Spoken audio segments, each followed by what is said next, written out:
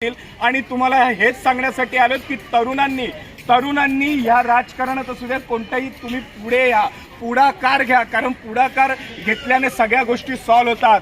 कारण जो इतिहास घडवतो तो कधीच घरी बसलेला नाहीये, म्हणून त्यासाठी घराबाहेर पडा आणि इतिहास घडवा. म्हणून त्याच्यासाठी तुम्हाला येणाऱ्या 20 तारखेला या निवडणुकीत जेवढे तरुण तडफदार उमेदवार आहेत त्यांना प्रचंड प्रसिद्ध द्यायचं आणि त्यांना मतदान करायचंय. आणि त्याच्यासाठी तुम्हाला पहिल्यांदा पुढाकार घ्यायचा आहे. कळलं का? तर जाता जाता आपल्या लोकांना आपले सांगणं काय आहे? युवकांसाठी उघडवतील रोजगाराची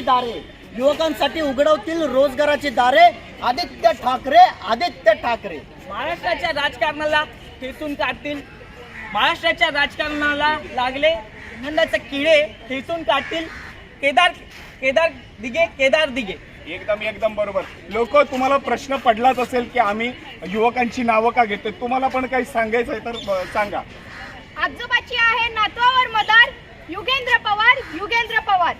युवकांच्या भविष्याचे शिल्पकार रोहित पवार. तर लोक, आम्ही ही जी नावं घेतोय म्हणजे ही तरुण तडफदार उमेदवार आहेत ते या राजकारणात उतरलेले आहेत. आणि ह्या उतरलेल्या आता तरुणांना आपल्या साथची म्हणजे आपल्या मतांची गरज आहे. म्हणून जेवढे पण या राजकारणात तरुण जेवढी जण उतरलेली आहेत त्यांना सपोर्ट करा, त्यांना मतदान करा. त्यांना भारत आणि आपल्या देशाचं, आपल्या महाराष्ट्र राज्याचं भविष्य घडवण्यासाठी त्यांना सपोर्ट करा.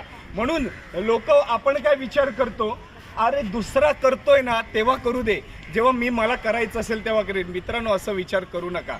म्हणजे दुसरा करेल मग तेव्हा मी करेन असं नका विचार करू. ह्याची सुरुवात ना स्वतःपासून करा.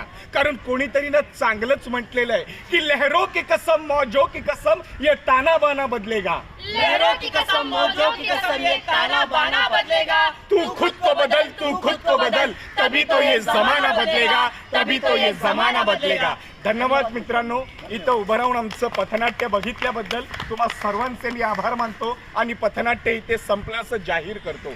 धन्यवाद.